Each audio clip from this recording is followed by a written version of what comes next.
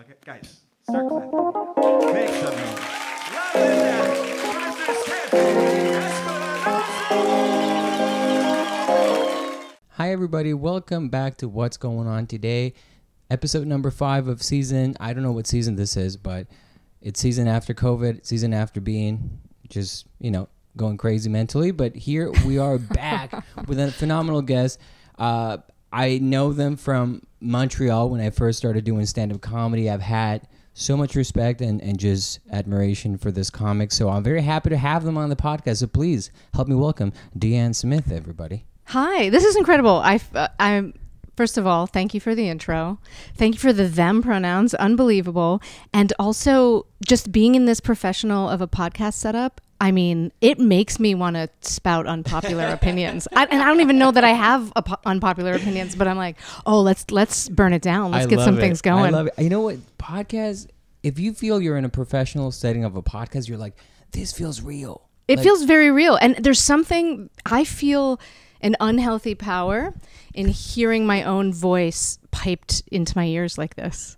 Yeah, there's something to it. I'm like, let's go. Let's talk for 6 hours. I'm down to Let's do get that. some conspiracy theories out there. 1,000%. DeAnne, thank you for doing this. Thank you for hosting. You have a beautiful, beautiful home. Oh, thank you. I'm very proud of this little apartment. It's beautiful. It is not easy to find a place in New York, as you know. I was going to ask you that. And I think it is possible that we share a story. Have you ever, or do you now, live in the Acropolis in Astoria? I was going to go right into that. Were you really? Because I lived in Crepopolis. We like to call it Crepopolis. I called it the Apocalypse. But yeah, Crepopolis is good too. Crepopolis. We lived in, so we were in Queens, but it was Sunnyside. So we were a little more on the 7 train. Yeah. And during COVID, we were like, we want to move to Astoria. It's like a cool, everybody talks about Astoria. You get good food, Greek food. Culturally, it seems like Astoria is like a very indie, artsy kind of neighborhood. I love the neighborhood. And we found this beautiful apartment on Zillow. Looks lovely on Zillow. Oh, beautiful. She's newly done. Everything was, she's like, we got to go. Look at the price, $2,100. Let's go. I mean, unbelievable. And we went in. The lady was super nice. And we loved the apartment. We forgot to check the stove.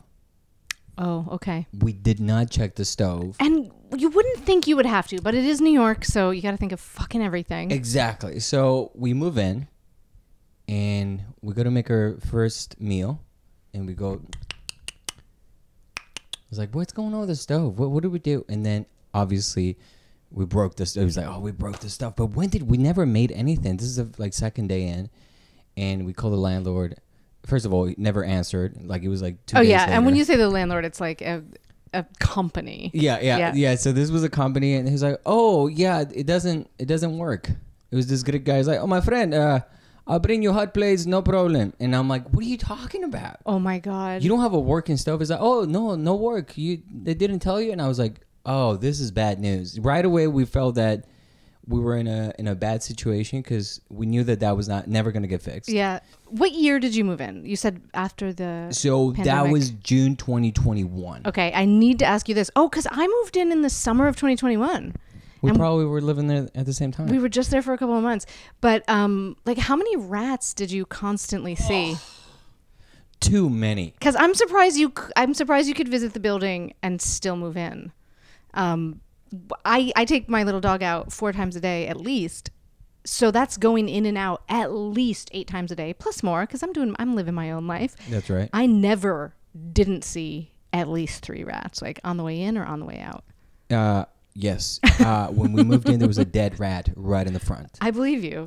It was barely breathing, and we looked at each other. We're like, so much worse. That's so much worse than either dead or alive. Yeah, it was brutal. And we looked at each other, and we're like, do you think that's normal here? Because people were coming in and out. Like, that's just Peter that died. Yeah. It was like they named the rats and everything. That was the first place I lived in New York, and my buddy Jess, who you know, Jess Solomon, helped me move in, and she was like, this isn't normal, D. I was like, oh, it's just New York. I guess there's rats. I guess I get used to seeing rats constantly. And Jess was like, it's not. It doesn't have to be like this.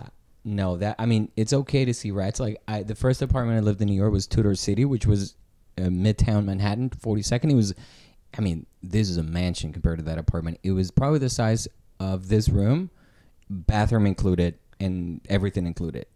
You couldn't do anything. Oh my gosh, yeah, no. I mean, if it's the size of this room, you have maybe a single bed. Yeah. And one hot plate. That's exactly what I had. Oh, wow. And after doing open mics or doing shows, I would come home, and this is Midtown Manhattan. I would see maybe 2-3 rats. Okay. But it wasn't near the building. It was in the park leading up to the building. And I got used to that. It freaked me out at first. I would just see one move, and I'm like, ugh. But then Carpopolis. Oh, my God. The moment you turn that corner on 35th, you would see a sea of rats lining up. Yeah. And you're like, you know what I used to do? I used to go on the actual, not on the sidewalk, on the street, on where the cars go. Yeah. Oh, yeah. And even then it wouldn't matter because the rats would just go from side to side. It was wild. When I realized, I was like, I got to get out of here. I opened up the garbage, the outside garbage to throw some bags in there.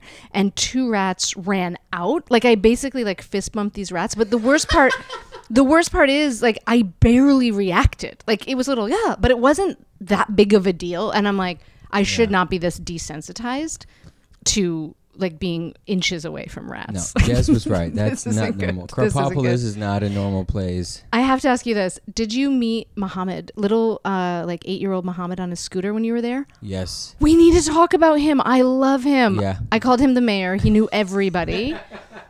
I saw him a lot because I was always out with Rudy, and he was fascinated by Rudy. Oh, yeah. He was an amazing kid. Oh, tell me what you know about Muhammad. Well, I met his mom. Oh, I saw his mom, but his mom did not seem interested in meeting me properly. No, exactly. And there's I guess etiquette when you see an interesting kid, but you don't want to be like, hey, what's up? I would just hey buddy, what's going on? Yeah. So it was more my wife that probably spoke to the kid a lot more, but I was just he seems so happy. He was pretty happy, and I'll tell you a little bit about the darkness in Muhammad. Okay. I love that kid. And I was so lucky. We were only there for a couple of months, but on the day we moved out, I ran into him again, and I was so glad because I just had to tell him hey, we're moving. I'm not going to see you again, whatever, because I really love this kid. But he had this story about, I think it was quails. It was definitely some type of bird that slowly unfolded. So the first time I met him, he was telling me about, do you know about quails or do you have birds? And I was like, no, this is my little pet, Rudy, And so I came to understand that he had quails at home, these birds that he really liked. And then a few days later, I see him again, and the story was just ever evolving. And he was like, if Rudy died, would you be sad? And I was like, yeah, I'd be really sad. I really love her. He said, okay. Because my birds died. There was a lot of blood. And they killed my birds. This thing came out that I think the only thing I could imagine is that possibly the birds were being raised for food, and he didn't know that. Oh my God. And he thought they were pets.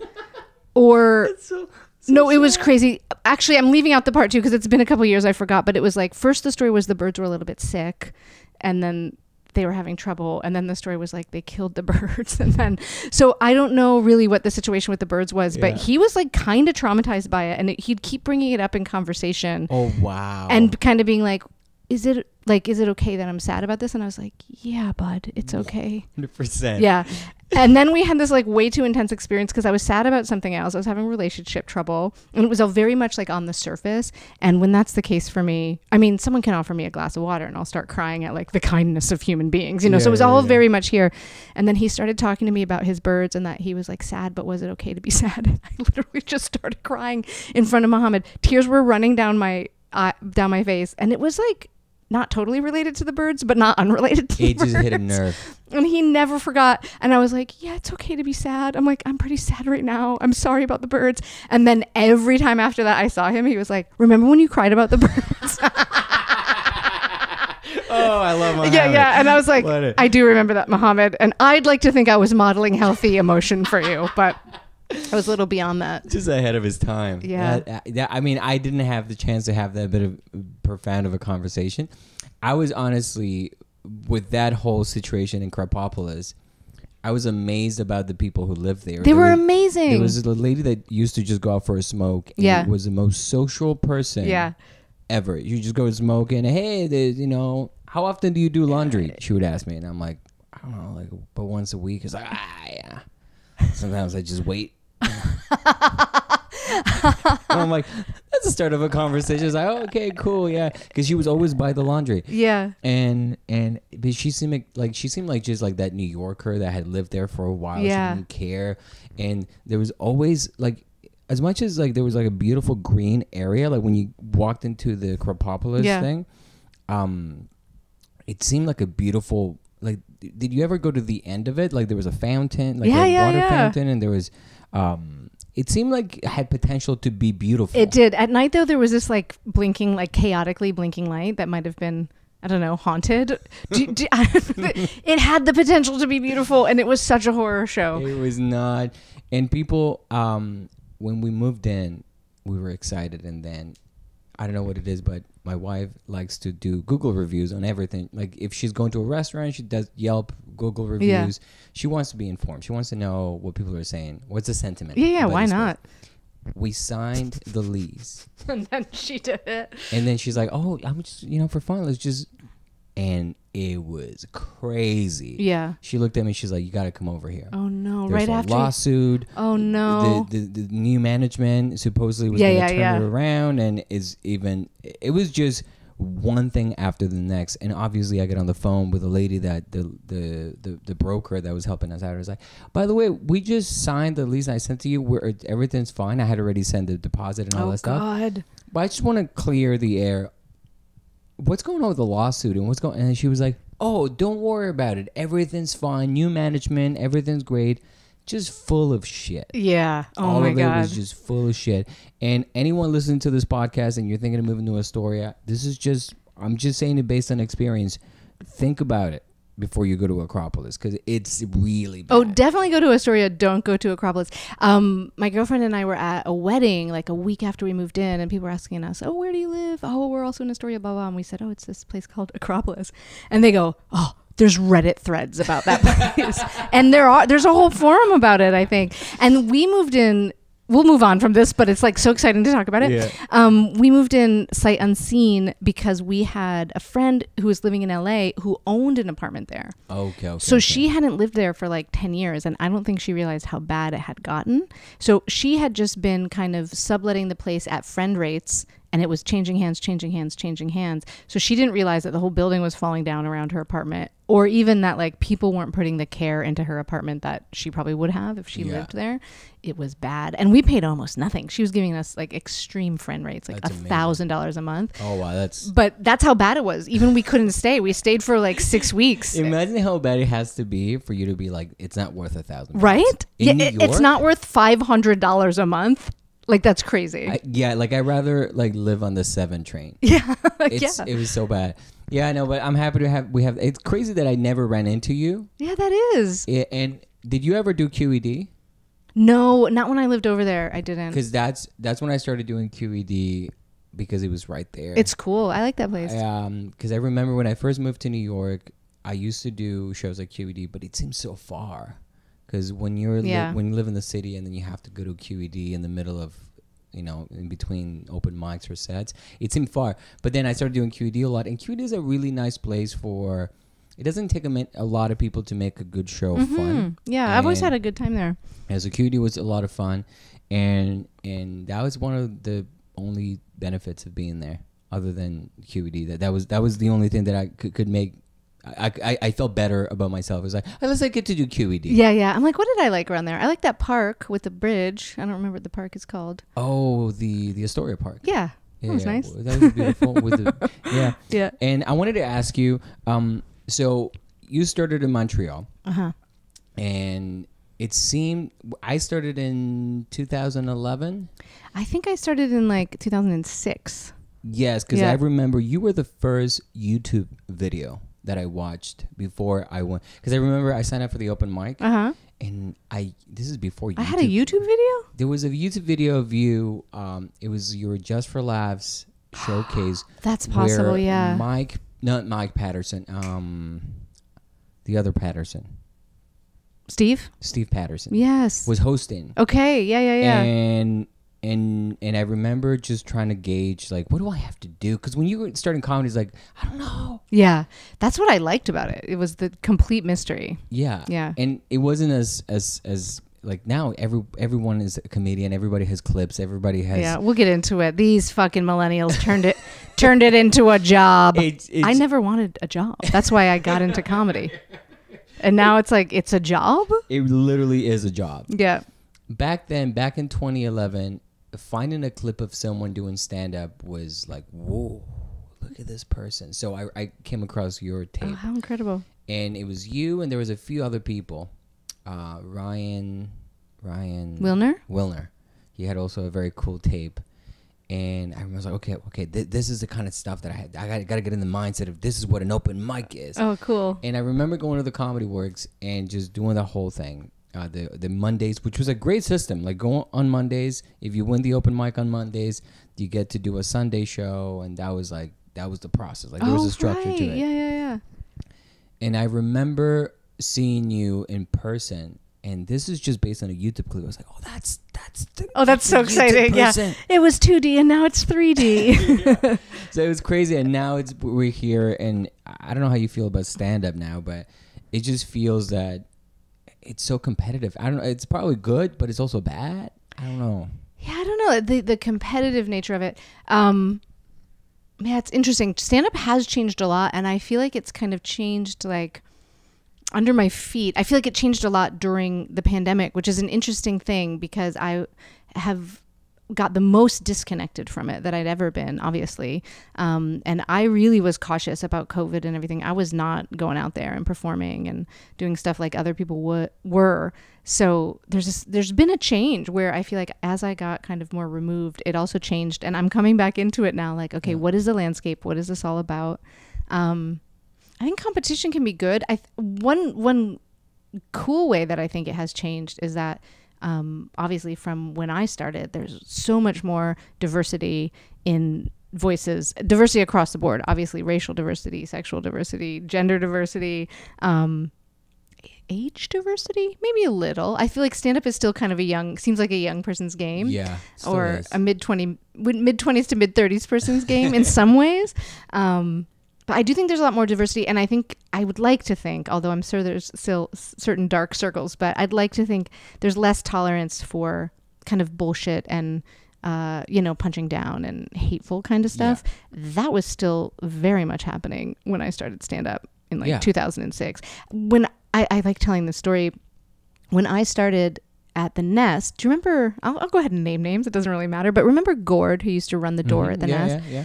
Of course. Very early, I was still an open micer, but I was starting to like close the open mics. Do you know what I mean? Yeah. Or I guess, you know what? That night I might have been hosting an open mic or something. I was just starting to get a little bit like forward in the system. And Gord said to me, close the open mic. Yeah, that was a big deal. That was a big deal. And you'd like get nervous about it because it's like, okay, well, I'm used to doing my 5, but like now I'm the last guy. Yeah. When I started comedy, I didn't even know what a headliner was. I called it the last guy. And I also didn't even know that it was like prestigious, but I could kind of sense that it was. Yes. And I remember I asked Kevin Gazier once, I put together a show and I was like, and he was so sweet to me. And I was like, so I'm going to do the show and could you be the last guy on it? I just think you're really good at being the last guy. And he was so sweet. He was like, yeah, the last guy is called the headliner. And that's actually like a prestigious spot on the show. And I would love to do that for you. Like just very sweet. That's awesome. Yeah. But anyway, so Gord told me, this is 2006, mind you. Gay marriage has been legal in Canada for at least a year. Ellen came out many years before. I mean, we all know what gay is. Gord told me not to come out on stage. Are you serious? Yeah, you shouldn't come out on stage. And I'm just looking at this man. I started comedy a bit late. I started when I was like 29, right? So I was like a bit of a person already. And I was just like, okay. And then I went on stage.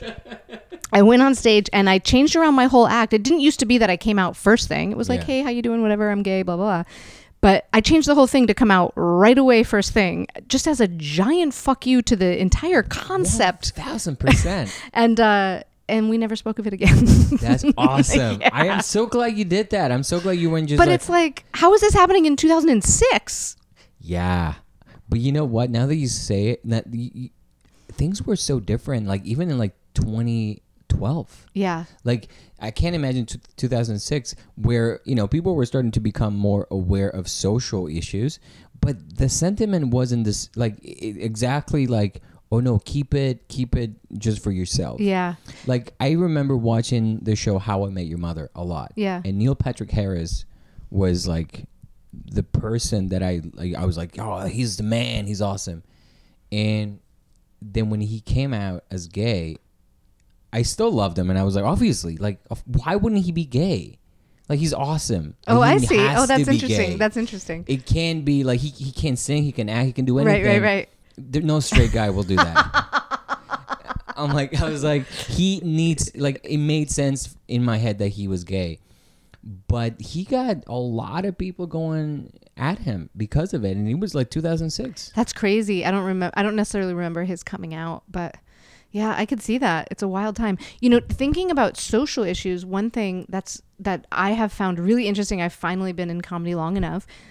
I was always doing it from a feminist point of view. I didn't necessarily explicitly say that. I remember it blew my mind when the girls in Toronto, Jess Blio and Natalie Norman in Toronto, started the Crimson Wave, which was years later, and it was an explicitly like feminist comedy show. And I remember thinking when they started that, holy shit, there's no way you could have sold an explicitly feminist comedy show like when I started. But I always did it from a feminist point of view. And then it was kind of exciting because maybe 8, 9, 10 years into comedy, some of the stuff that I was talking about, I realized I didn't need to talk about anymore. Other people were talking about it. We all kind of culturally understood what consent meant. There were just certain things that kind of fell away that I didn't need to explicitly address anymore, that didn't seem interesting to talk about. And then I've discovered in the past few years, unfortunately, I've dusted off some of these old jokes and brought them back. How are they playing now?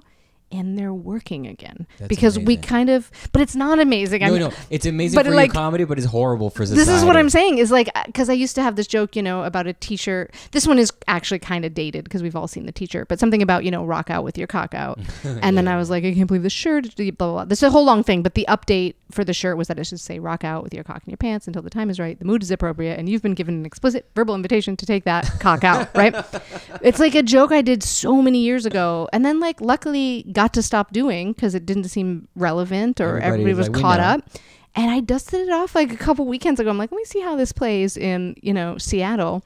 And people were all about it again. And I'm like, this sucks. This actually sucks. 50% of you is like, well, it was a good set. Yeah. But it was on the back of going backwards. Yeah, I'd love to talk about something else. Yeah.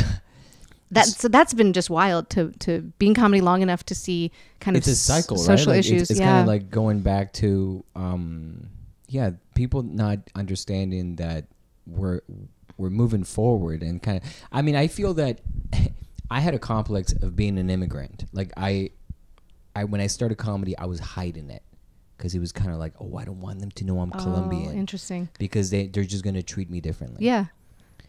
And it was created, the complex was created because at university, I was made fun of if for certain things. Or my first language is Spanish. So if I said something in English that didn't sound right, or just by being Colombian straight up, they would just make fun of me. So I was very aware of don't say you're Colombian at the beginning. So I was talking about really stupid stuff. I remember when I started comedy in Montreal, and my comedy had no substance. No kind of point of view. It was very just horrible, hacky material. Yeah. Because I didn't have an identity, and I was afraid of showing my identity of an immigrant Colombian that moved a lot, and that only started changing in 2017, where I started to feel, okay, you got to have a point of view. Mm-hmm. You got to talk about who you are, where you grew up, how you grew up.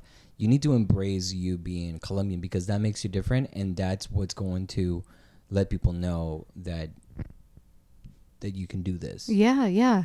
But I felt horrible for the first 5 years of comedy. That really sucks. Yeah, that really sucks. So the identity. So it's kind of funny that now, as you said, we're going back on these issues, right? People are more like, oh, I don't know, the right it's become way too prevalent. It feels like it's okay to be hateful toward Mexicans all of a sudden. Right. And either it's genuinely hateful, or it's like ironic and I'm an edgelord. It's like, none of this is interesting. Yeah. And I find that people that feel, and this is where talking to someone like you is very, very, to me, it's very important, because I feel that there is the benchmark for comedy excellence for someone that gets a big laugh and it's like this killer on stage. Yeah.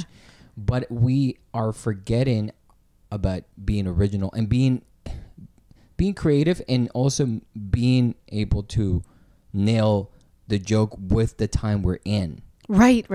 So a big laugh could be a big laugh because it's just hacky, or the material sometimes, I love your set, like the one that I saw you do at New York Comedy Club. It was so refreshing. Oh, I'm so glad. I was really playing around on that show, but I'm glad. Yeah. It was great. And I wanted to ask you, like, that set felt like, okay, that is what progressive, funny shit is. Oh, that's so nice. Because sometimes people, like, I hear comics in New York all the time saying, well, like, people are just doing comedy in Brooklyn, it's just applause, and like, it's just a social sort of... you're not doing jokes. You're just like, it's a social commentary, or you're just perpetuating the same themes and stuff like that. You were making jokes, and you were being yourself, and you were just being straight up funny. Oh, I'm so glad. Like the joke with, like, I have no nipples. Oh, right. Yeah. That shit was hilarious. Oh, I'm so glad. Yeah. So that's something I've been hammering on about for a while at this point. But I got top surgery. We're in 2023. I got that in the spring of 2022. And then I opted to get no nipples. And then I realized, like, this is interesting to people. And what's kind of fun about that set, which I'm going to retire because I just taped it for an upcoming thing. I don't know if I should say this, but I'll say this. There's going to be this thing coming out on Netflix. It's not called this. This is what I've been calling it in my mind. Okay. Hannah Gadsby Presents Gender Weirdos. Oh, nice. But it's going to be called something else. So some of us did like short sets on that, and I talked about top surgery in part for that one. So I was working on that on your set and trying to figure things out.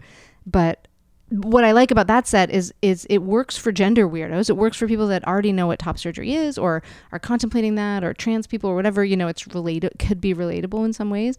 And then it also just works for anybody who has a body. It's like, I did this thing with my body. Isn't this wild? Let's talk about it.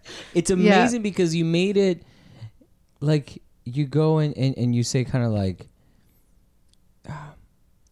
you're like, I didn't know they were going to ask me, like, where are they going to go? I was like, well, I don't know. I don't want them. Yeah. Like, once they're off, leave them off. Like, yeah, I don't need them back. Yeah. Yeah, it was so great.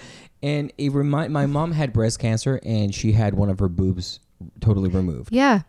And they asked her if she wanted to get reconstruction surgery. Mm-hmm. She was like, no, take the other one out. Did she really? She didn't do it at the end. Yeah. But that's what she said in the moment. That's it's funny. Like, why would it want to have another one of these things? Yeah. It's useless. That's so funny. Yeah. I mean, I hadn't even been addressing that in that set, but people do come up to me after that have had mastectomies or breast reductions. I mean, a lot of people have had some kind of something going on in that area of the body, elective or not, Yeah.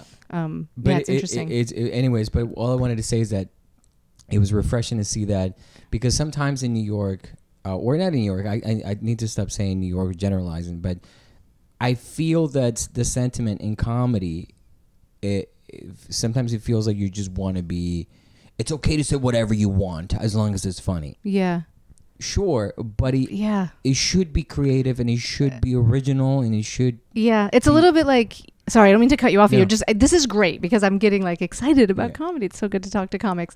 It's just kind of like, what game are you playing? If that's the game you're playing, like, just to say something funny, okay. But like, personally, I'd rather play a different game. I want to play a game that's like, maybe I'm planting a seed of an idea in somebody's mind and they didn't have it before. Maybe they didn't think they knew anybody that was non-binary, and now they do. Maybe they didn't think anybody agreed with them. I don't know. That capitalism fucking sucks. Like, I'm getting, my brain is crashing at like the possibilities. I have always tried, and this might just be having been socialized a woman, and kind of learning early on that your voice isn't important. But I have always tried to justify why I'm the only one in the room talking. I know that's the structure we've all agreed to, but I still think it's fucking weird. Like, I come into the room and I imagine that I'm not the most interesting person there. I'm not the smartest person there. I'm probably not even the funniest person there. So, like, why am I the only one talking? Like, what do I have to contribute to this group of people that's interesting or uniquely me? You know? And I think there are a lot of comics, or have been a lot of comics, I think it's changing, but who just talk to talk and don't actually think, what is the importance of what I'm saying? Yeah. Or why is this necessary or interesting? You know, if it's just to get up there and be like, yeah, da-da-da-da. Anybody can do that. Yeah. Yeah. Yeah, no, I agree with you 1,000%. I think that that's what's great about your stand-up, and I think that that's something that's always been, I don't think, you've been consistent at it. Like, I remember seeing you when you first started and seeing you now, and that funny, original theme has been consistent. Oh, I love to hear this. I've been going through it with stand-up lately. I kind of told you this before we turned on the cameras and the mics. I've kind of, during the pandemic, doing less sets, I think it was easy to get in my head about what is this? Again, like, why am I talking? What do I have to contribute? I think when you're in the flow of it and you're doing however many sets a week and you don't even have time to think about it, you're just in it. But when you start to do, during the pandemic, there were weeks I would go without doing a set. Oh, yeah. And then it's so easy to be like, what is this? This is so weird. Stand-up is so weird. Did you ever find that once you found balance in your life, or like you feel happy, there was less of a need to for go out there and do stand-up? Yeah. Every time I'm happy in a relationship with it, which is a lot because I love to be in relationships, I'm like, what am I going out there for? trying to get this attention and affection. It's all right here. Let's just watch Netflix and stay home. Yeah. I find that fascinating because it is when I'm comfortable at home. Yeah. And I'm with my cats. Yes. And we're watching a show that I want to show. And that I want to watch. And then I was like, oh yeah, I gotta go to this spot in like whatever, the west side of Manhattan. Like, it'll take me 45 minutes to get there. We're on season 2 of like Sex Education. Come on. Yeah. And part of me, it's like, I just want to just go like, I'm feeling 100%. But then like, my wife looks at me and she's like, you're going to feel better. Yeah. You're going to love. That's always it. You got to do it. Yeah. I don't want you staying here because you're comfortable. I want you to go do your thing. And she's right. Every single time that I go, I'm like, you know what? This new joke worked. And that's why it's so key to be with someone that gets it. Oh my God, totally. You can't have a relationship survive otherwise, because stand-up is so strange. It takes so much of your time and energy that you do really need a supportive partner and someone who gets it and understands kind of what it does for you. I think lately too, to get me out of the coziness of home and out onto stage, trying to frame things less in terms of, what am I getting from this, but what can I contribute to this? Right? Like I told you earlier, I'm going to go do a 10:15 spot tonight at a club that may or may not cancel the show. Like we'll see if they pull people out 10:15 on a Wednesday. And hopefully they do. But I can't approach that from like, what am I going to get from this? Yeah. It's more like, what am I going to contribute? So I tell you, and we'll close with, I have one more question and we'll close it out. We'll close it out. I feel like I could talk for 5.5 more hours. I don't want to take over your time. That's why I'm like, we could make a two-part podcast. It's just so refreshing. It's so refreshing to like really get in there and talk about. Yes, I'm down. There's no time limit. I promise you. Yeah. You tell me when you want to. No, we can close it out. I'm just I've been loving this. Thank you so much. I feel that I'm having fun, so I don't want to. I want to be like, I'm one of those neurotic people that's like, it's got to be 35 minutes, otherwise people are not going to listen to it. And it's like, it doesn't matter. You can do whatever. That's the thing about social media now. You can do things that no one's done, and it works. And then all of a sudden you're like, oh, that reel or that episode or that thing was the thing that kicked off the entire social media for you, and you didn't know it.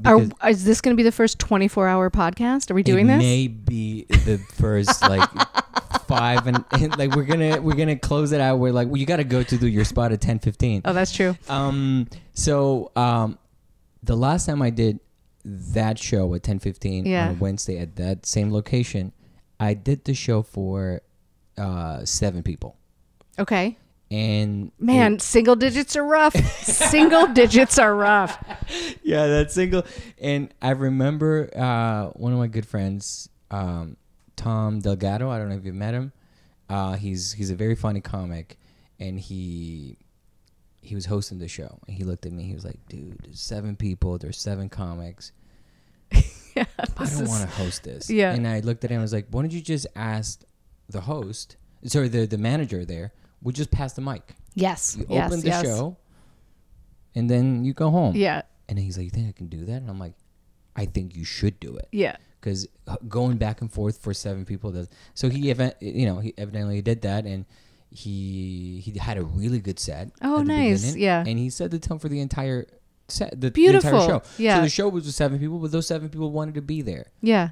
Yeah. And let's be honest about what this is. Like, we don't need a host coming up and down. Like, we're still going to have a show, but it's not, we don't need all the pomp and circumstance of a show. Exactly. Yeah. And I feel bad for the host when he's like, "Okay, I got to bring up the energy every single time for these 7 people." And at some point, they're not an audience anymore. It's like, you know them. You're like, it's Sarah, Evan, Mark, Brian. Like, you know the 7 people that are in the room. Literally. Yeah. He's just like, I don't know what I'm doing. And I have to be honest, sometimes those 7-person show are the turn out to be the most fun. It can be really special. Because if they want to be there, Mm-hmm. sometimes like you do material that you weren't even planning on doing, talking about Yeah. some dark thought that you had, and it's like, you guys get it because I just talked about my mom thinking I was gay, so let's just Yeah. and it could also go the other way, which is the most painful 10 minutes you'll ever do in your For life. sure. Yeah. Yeah. Yeah. Sometimes the 7-person show could be like, am I the most annoying person at this party? Like, it doesn't even feel like a show. It's like, Yeah. oh no, why are we doing this? But yeah, no, there's nothing more special than that when everybody's into it and you are able to explore and get more intimate. And that's my favorite thing in the world, is kind of sharing a thought that you didn't think you were going to, and then having people resonate with it. It's just that beautiful thing of everybody feeling, I think, a little less alone. 100%. Yeah. And a little more 100%. human. What has been, if you want to share this with the podcast, your best and your worst show? Oh, that's so interesting.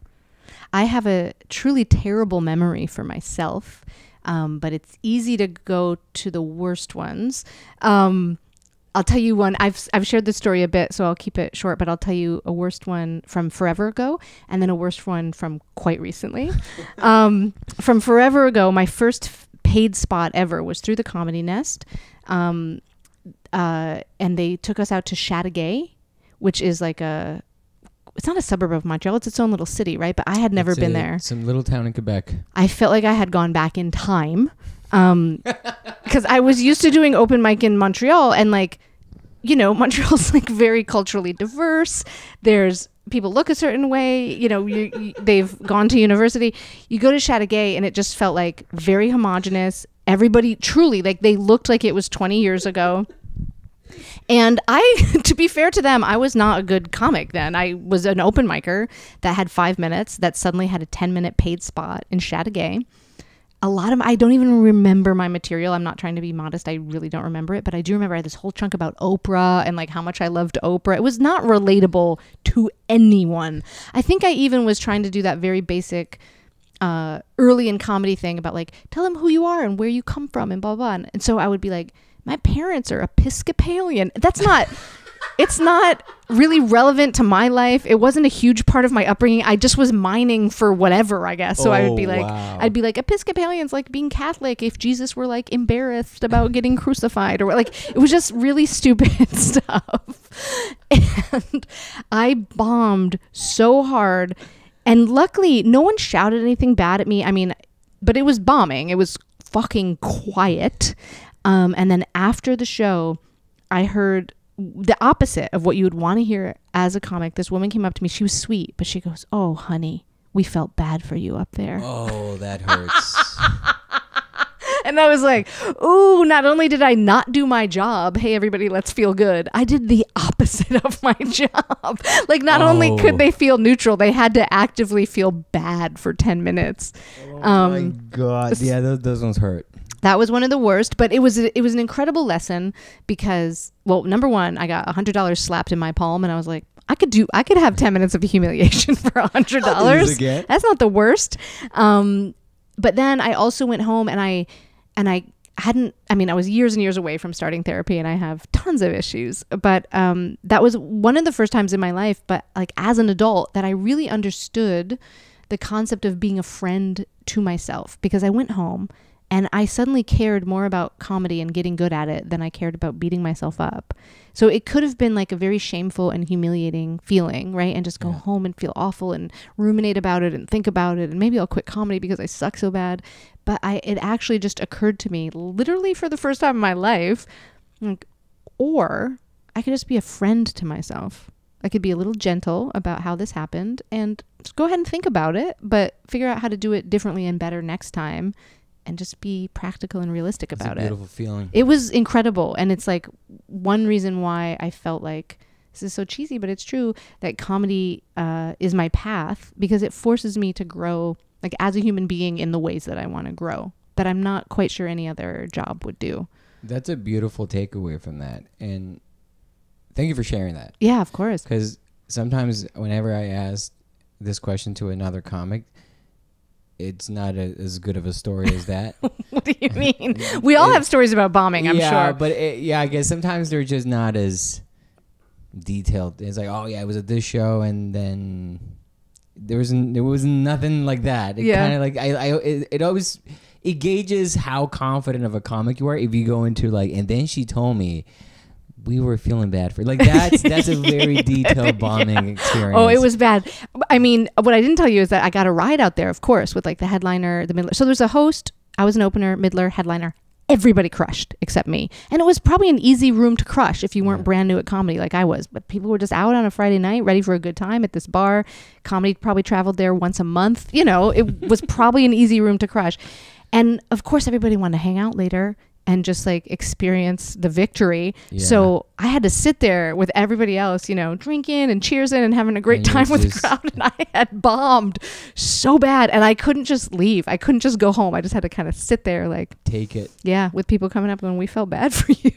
And which was the recent one that you had? Oh God. Okay. I'll try to keep this story short, but it was pretty recent. So this is 2019. I was in Melbourne for the Melbourne International Comedy Festival. Tape of this exists, and I don't know if you could probably see at least the fear in my eyes. But I'd done Melbourne Comedy Festival so many times. I've done the gala so many times, the televised show, you know, whatever. And I had burned a lot of material for TV recently. So I was like, you know what? I'm going to go back into the archive. One thing I think I've never put on Australia television is the We're Gonna Die song from my ukulele days. And I hadn't played the ukulele. Love that bit. I love that bit too. And I hadn't played it in years. And I was like, I don't think I've done it for Australian television. Let me do it. But the thing is, I was not in the habit of playing the ukulele. I didn't really brush up. A day before the show, I was like, oh, let me brush up on the ukulele, you know, whatever. But I'm not a musician. I've never been a musician. I knew a few chords and made a few cute songs on the ukulele, and then gave it up at the point, I don't remember what year, 2017, 2018 or something, when it was like, oh, everybody hates the ukulele. Like, I can't come out holding a ukulele without people making all kinds of assumptions about what's going to happen. And I'm like, okay, we don't need this. So I come out, I don't have a monitor or anything because I'm not a musician. And I said, nah, it's fine. This night in particular, everybody was killing, which isn't always the case on these shows. You get like 3-4 minutes, and sometimes it's hard to say what you want to say in 3 or 4 minutes, or the crowd gets tired or whatever. But this was a very special night, and everybody was coming off stage like, oh my God, the crowd is amazing. Great. I crushed. It's the best. And that sort of thing can get me in my head. Like, don't be the one that fucks this up. Don't be the one that fucks this up. So I go out with the ukulele. I start the song. The first part that is meant to get a big laugh does not get a big laugh. And I'm like, oh no, we're locked into this now for 3 or 4 minutes. And if you don't think that's funny, and it had worked 99.9%, like I've never had this reaction to this. So I was like, yeah. So I wonder if that's what made me do it. But suddenly I'm strumming and the chord pattern is off, but I don't know how it got fucked up, and I don't know how to fix it, and I can't hear it. And it's like, and I'm locked into this now for 3 or 4 minutes. And I'm like, oh, fuck. And then I was like, okay, just make a decision. And I stopped everything, which is not something you do for a television set. I mean, time is money. This is costing money every second that's rolling. And I go, hey guys, I fucked that up. I got to start over. And this time, if you could just pretend you like me a little bit more, that'd be great, or something. So that is great. That at least gets a laugh. And I heard later that people thought I planned all that, but no, I did not. Then I start again. Okay, here we go. They like me a little bit better this time, I guess. But then it happens again where I'm strumming and the chord, it's off. And I don't know how it's off and I don't know how to fix it. And I'm like, I can't stop again. So we're just fucking in this now, I guess. And there's fear in my eyes. And I'm like, and I'm so deep into comedy at this point. So this feels even worse than like when I start. Of course I'm going to bomb when I started. Yeah. Now it's like, not only is this me and my season and my money on the line, it's like my producers are watching this in a monitor in the back. All the other comics are watching this in a monitor in the back. Like this has stakes in terms of at least the ticket sales of this one season, right? And I'm like, oh no. I mean, they cut it together in a way, and I don't think I bombed as much as it felt like I did in that moment. It feels to do that, and then they take you immediately.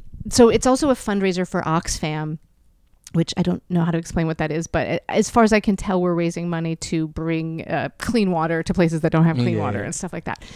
So they take you away immediately. This like very well-meaning kind of intern that may or may not have even seen your set is like, hey, how did it go? And I'll take you down over here. And then you have to record something for Oxfam where you're like, hi, I'm DeAnne Smith. Don't forget to donate, whatever.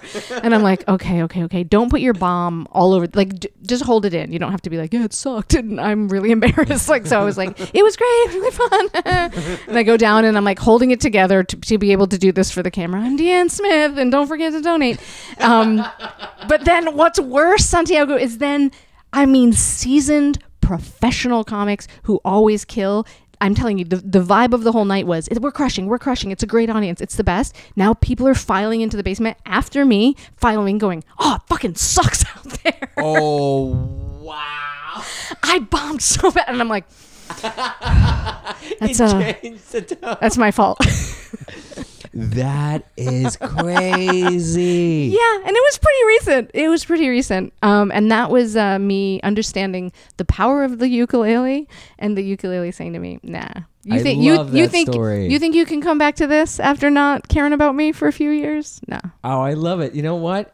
Thank you again for sharing that. And this is probably a comics reaction, but I love hearing those stories more than the story of like, and then I murdered. It's so much more interesting. It's so much more fascinating. Yeah. I'll give you this. I'll share a little bit of this one. I was in Colombia last week, literally. We were doing podcasts and headline. We were headlining the I guess the only comedy club in Colombia. No, there's a few now, but the main comedy club in Colombia. Cool. It was me and my friend Pedro Gonzalez. So we're headlining in Spanish. In Spanish. Ah, that's so cool.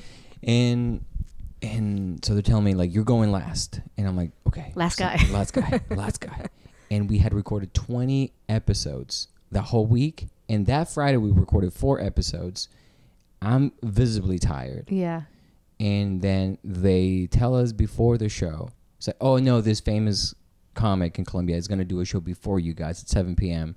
So you guys are not 9 p.m. So in my mind, I'm like, this is Colombian time. 9 p.m. show means we're going to start the show at 10 p.m. Really? So, of course, we go early. We see the first show with the famous guy, just amazing vibes. Everybody's like, oh. Yeah.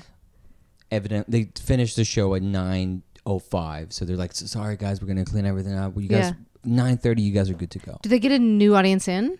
They were going to be like, do you want us to ask these people to stay? And we're like, the fuck no, they got to go. Yeah. They've seen enough. It's like having sex with someone that already came. Yeah. Like, you don't want that. Yeah. They want to sleep. They want to go home. So just send them home. And it's like, yeah, but the other show, we only have like 100 tickets. But if we ask them to stay, it'll be a sold out show. It's like, no, just whatever we have, we have. Really? Okay. And then, they do that, and we start the show at 9:40. And I don't do comedy in Spanish. Like, well, I mean, I do it, but I don't do like 30 minutes every month. Like, yeah. I do 10-minute sets when someone comes from other places, and I open for them. And so I know I have enough jokes to make 30, but I hadn't done 30 altogether. Yeah, that matters. It matters a lot for the rhythm and how you feel. And so we started like late, 9:40. And they basically say, okay, we got 2 openers for you guys. Do you guys want a third? And I'm like, sure. It doesn't matter. Yeah, let them do it. They're doing only 7 minutes. Okay. Oh, no. So the openers do 7 minutes. Great. But the host, this is nothing. They don't tell you this. The host in Colombia does like 10 minutes in between every comic. Oh, no. So it's I looked at the my watch and it was 10:45 Yeah. and my friend who's headlining with me hasn't even gone up. I'm like, I'm gonna eat a bag of dicks so hard because I'm tired. They're tired. The vibe is weird. The ideal length of a show is 75 minutes. That's it. That's it. That's the sweet spot. Anything longer than 75 minutes, they're gonna be tired. It doesn't matter how funny you are. You have to be so good. So then my friend does okay. I know he murders and he does okay. You're right. Oh no. And I looked at my set list and I'm like, what am I gonna do? And then I can feel this pain and this panic. Anxiety is just through the roof. And I'm like, okay, you know, Santi, get over yourself. It's gonna be fun. You've been doing podcasts. Your Spanish is good. You're just gonna be fine. And then the host is like, okay, after doing another 10 minutes. And I'm like, buddy, I love you, but you got to stop doing 10 minutes in between every comic. But he does this whole set about making someone come. And I'm like, all right, I've seen that 10 minutes. He gets a big laugh, probably the biggest laugh of the night. And I'm like, great.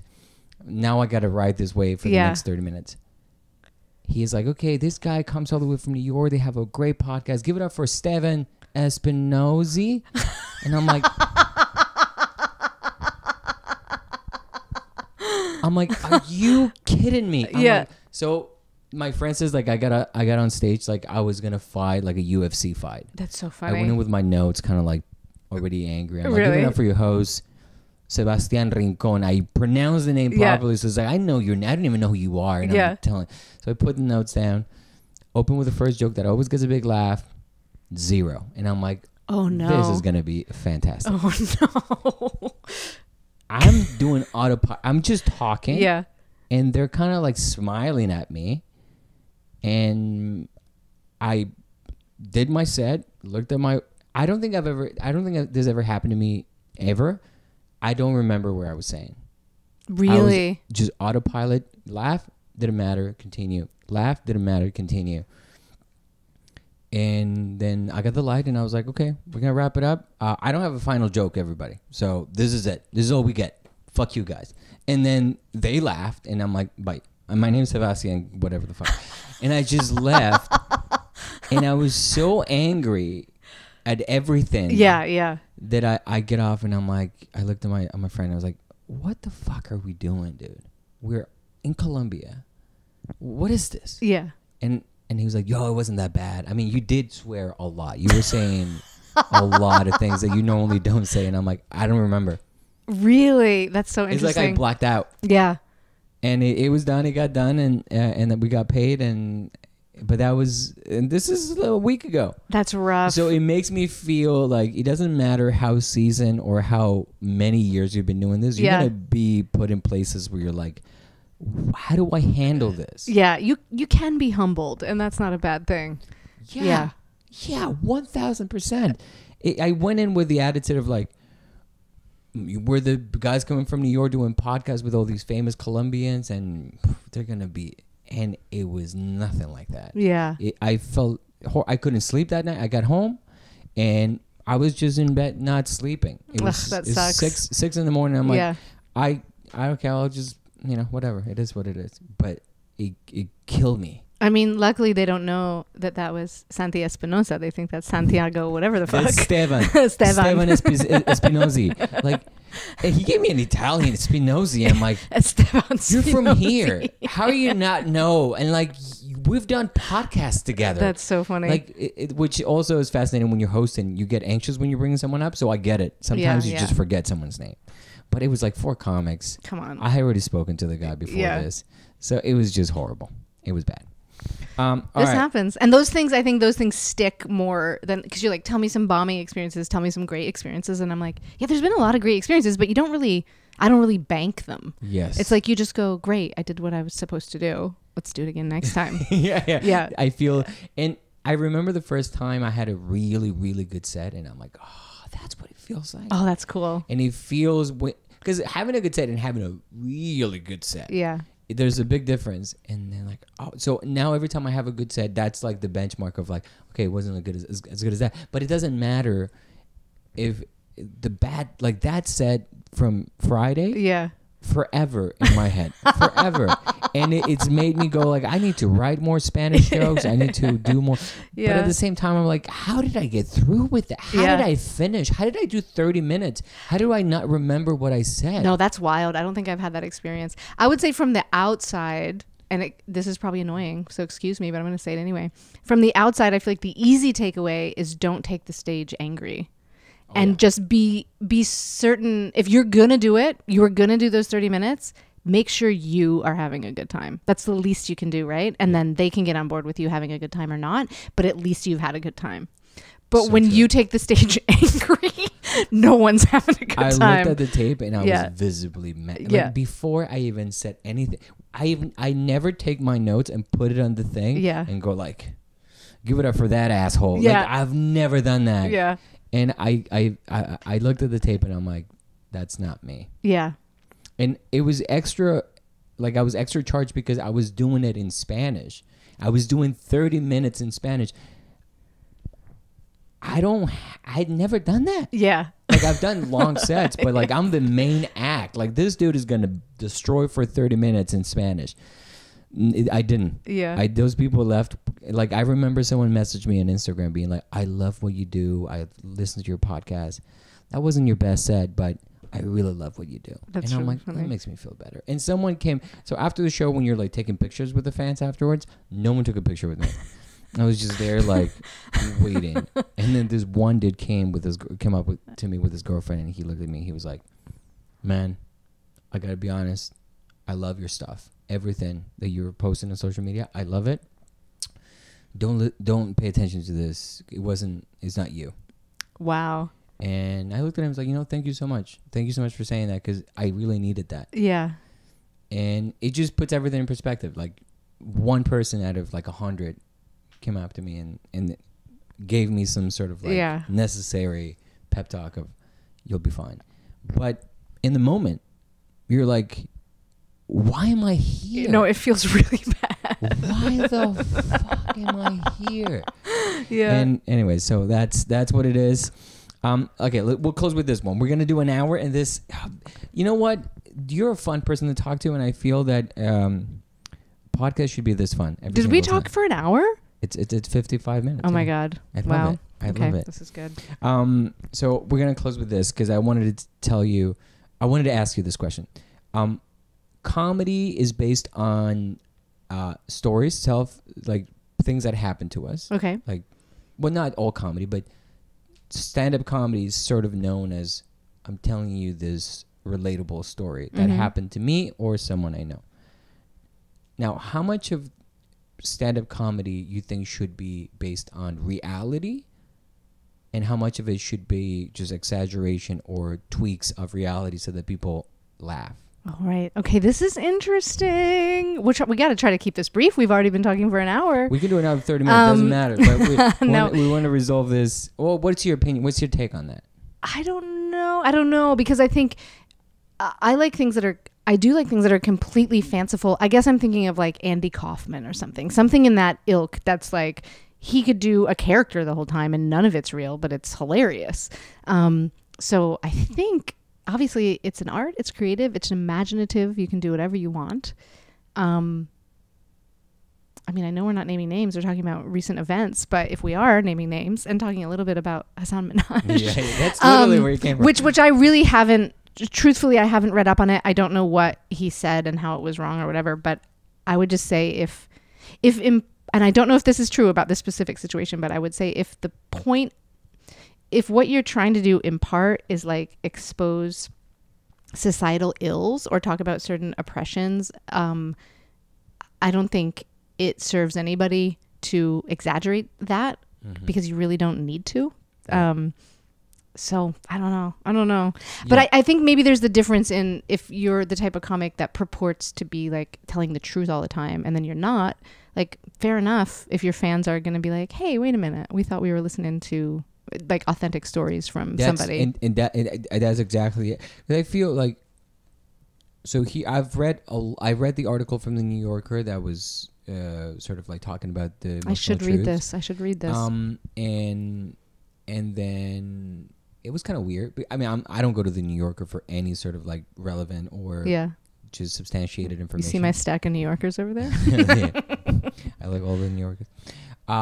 It's a fun, like anything financial, like any sorts of like news. I read it, but I don't take it at face value anymore. Meaning, like, it's not like I'm a conspiracy theory guy because no, I'm not that. But when a reporter is telling you a story of someone you know and you've seen this person grow in front of you, I take my let me figure out what they're saying, and based on what are their arguments. So Hasan Minhaj is someone that has based his career on anecdotes or stories that have happened to him. So a lot of his comedy is very like, this is his biography. It's kind of like just biographical comedy. And of course, if you are exaggerating or you're making points societally with your stories, and your stories are not 100% true, or at least 80% or 60% true, then I understand how that would be misleading, and it would get your fans kind of like, oh, dude, we thought that your daughter almost died because they put anthrax on. Oh yeah, like that's high stakes shit. That's high stakes. That's very different from like on my way to the theater tonight. Exactly. Yeah. So that's a story that I don't even know why he exaggerated that story to that level. Like, to me, it was just a bad choice from a comedy standpoint. Yeah. Like, it just seems like you're way too known. You're way too big of a figure to make up a story where your daughter's in danger, and that's like a setup for a joke. It just seems too much of a risk. Yeah. Because people are going to find out that wasn't true anyways. So why would you make it so high stakes? Anyway, so that, to me, that was kind of like, okay, well, you shouldn't have done that. But that's one joke out of so many that he told in his special. So I was like, okay, well, that was a bad choice. Yeah. And then I was angry about the other ones where, well, not angry, but I was like, why would you do that? Like, he had, like, in his first Netflix special, he told the story of how he asked this girl to prom, and she said no because... Well, no. She said yes, but when he went to her house, her parents were like, oh, you're not a good fit to be with our daughter, so we can take a picture with both of you because it's racially, or like whatever the excuse was, like, it's not a good fit. That's what they said to him. Okay. And he put that in his special, and when the New Yorker reported it, they said that never happened. That was not the reason why he didn't go to prom with her. So I was like, that's messed up. But the New Yorker never tells that he, like, they made it seem like he said that he used the real name of the person, and he showed a picture of the real person in his Netflix special. Wait, that happened? So that's what I thought when I read the article. Okay. Then I was like, yo, that's messed up. Yeah, that is messed up. That's messed up. You shouldn't mess with real people's names or pictures or anything like that when you're doing your stand-up. Then he issued an apology about a week ago where he explains. He says, like, by the way, just so everybody knows, I never used the real name, and the picture that's shown in my special is not them as actors. Oh, interesting. And the joke, sure, it didn't happen the day of the prom, that the way that he told it, but it had happened 2 weeks prior to that event where he was, they let him know that it wasn't going to work out because of race. Mm-hmm. So that, I'm like, okay, so it wasn't 100% what the New Yorker had said, and there's a lot more layers to this. Yeah. So that's where I was like, well, that's fine. Yeah, I mean, I don't know that I do too much storytelling. Sometimes I do. Sometimes I have like a long chunk that's a story. But I think when you're talking about storytelling comics, there is going to be exaggeration. Exactly. And or straight up lies that just make the story funnier. Yeah. Yeah. And that's exactly what that is exactly what that's exactly what I thought he was doing. And so that's what his story, his case is very particular because he's made a career out of it. Mm-hmm. And they're going after him because of all the exaggerations he made. I believe that as a comic, as you said, you're always going to add a couple of tweaks to the actual thing that happened to you to make it funny. Mm-hmm. That should be part of your creative process. Because, or do whatever you want, but I mean, like, it adds value to it. If you're adding things to elevate your story, I think that's great. Lying and putting things that had high stakes, like what he did with his daughter, I think that was too much. Yeah.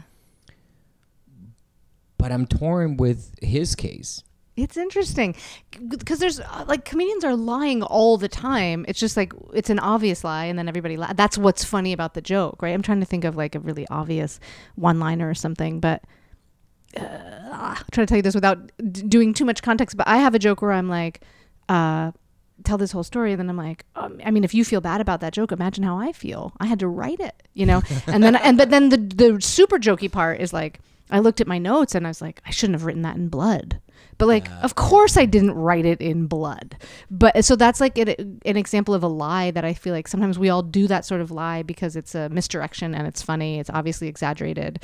But so comedians are lying all the time. So it is like really tricky. And what is the line when it comes to like a story?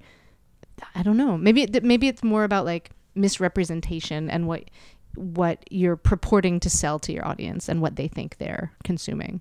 100%. Maybe true. that's where it is. Yeah. Yeah. No, I agree with you. I mean, most of my jokes are, as Hassan Minhaj would say, 70% true, and then 30% I take it to places where, I don't know, like it's easier or it's better to do it that way. Yeah. Like I have a joke where my mom asked me if I was gay, and I said, I'm not gay. And she was like, well, how do you know? The conversation was a little deeper than that. She was kind of going like, you don't have to, like, it's okay if you're gay. That's really fine. sweet. Yeah. And I'm like, I'm not. And Yeah. she's like, are you sure? That's so funny. Come on. Yeah. And I was like, Mom, listen, men are cool, and you know, I'm not sexually attracted to men. I don't like being in that. And then so the way that I said it was like, having sex with men, it's not my thing. And she was like, well, broccoli wasn't your thing. That's so funny. She's and like, that's how it went down. yeah, she's pushing you to try sex. Just try sex with men, just a little bit. She's doing the airplane motion with you, but it's a dick. Open up. That's literally, we sat down with like drinking tea, and she was trying to convert. She wanted to make me gay. And I'm like, this is so the opposite of what parents normally do. But I tweaked the joke so that the joke was more generic and more, maybe I was adjusting it so that the joke was, but the conversation as I tell it on stage didn't actually happen that way. Right. So that's what I mean. Like in comedy, you're gonna have to tweak it, or you should. Well, everybody has a different creative process, but I find the tweaking is part of the writing process of everybody. Yeah, yeah. I need to tell you, when I'm doing stories, I'm not actually that good at making up the joke parts of it. Like if I'm telling a story, it's usually pretty much how it happened. It's like, I don't know, it gets into the grooves of my brain the way it actually happened, and then sometimes it's hard for me to imagine like what would have been the funnier thing that person said or something, you know. I think we can all think of what would be the funnier thing that I said, because I think we all do that all the time, right? You're like in the shower and then all of a sudden you're like, I should have said this when they said this. We all have that, I think. Yeah. Yeah. Anyway, so appreciate that take. I it's a confusing and it's an interesting theme, because now I feel that with this Hassan Minhaj thing, audiences may go to the comedy shows being like, that was a lie. Bro, he's a comic. I don't know if that's going to affect it that way. Yeah. I don't know. There's a way to tell the story that, like, what am I trying to say? There's a way to tell the stories or sprinkle in the exaggerations that's not the point of it. You know, I feel like maybe if the lie is what's holding up the whole story, and if somebody knew that detail was a lie and the whole thing falls apart, then maybe don't structure your story with that pillar. But if the story itself is holding up and then you've like sprinkled in a few exaggerations to make punchlines, I think we all easily accept that. Agree with that. Yeah. Amen to that. Amen to that. DeAnne, thank you for hosting me. Thank you for having me here. We did an hour and 10 minutes. That's crazy. You said you wanted to do 30, and we just kept talking. Because this was so much fun. I feel that, I don't know, I had a lot of fun, and I'm very grateful that you hosted me. You have a beautiful home, and there's so many more things that I wanted to talk to you about, but hey, we should hang out more often. Yes, please. You're in New York. I'm in New York. Whenever you want to do any shows I'll reach out, and you're I would busy. love that. You're always on the road. You're always doing things. My money's on the road at the moment, so I got to be on the road too, chasing that money. But yeah. So thank you for doing the podcast. Where can people find you? And Oh right, that part. Listen, I'm pretty bad at self promo. I'm DeAnne _Smith on Instagram. I haven't yet started a TikTok. I know I should, but Instagram's probably the place right now, guys. And or Google it. I'm the most successful DeAnne Smith around. Yeah. And good luck to you. Thank you for listening to What's Going On. Shout out to DeAnne Smith. They're great. And I appreciate you listening, and we'll see you next time. Bye. What a thing. Guys, circumstances. Make some